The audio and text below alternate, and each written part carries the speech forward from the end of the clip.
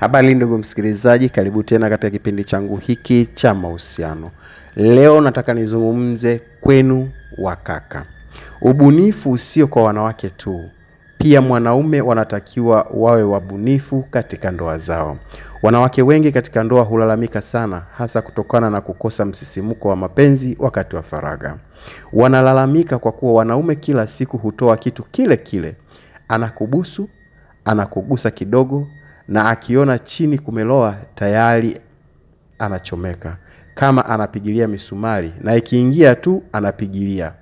Akiona tayari huyo amemaliza na kuondoka zake. Wanawake wanapenda surprise na kusisimuliwa katika njia mpya. Mwanamke anahitaji kitu kipya baada ya muda.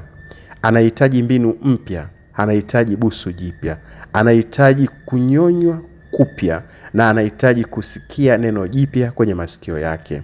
Ni juu yako wewe mwanaume kujifunza mbinu mpya na kuwa mbunifu kitandani. Wanaume ndivyo walivyo. Wanahitaji kuwa wabunifu. Fanya kitu kipya ambacho kitamfanya mwanamke ajisikie ana mwanaume ambaye anamjali na kuzijua hisia zake, na hatimaye ndoa itakuwa ni yenye amani sana.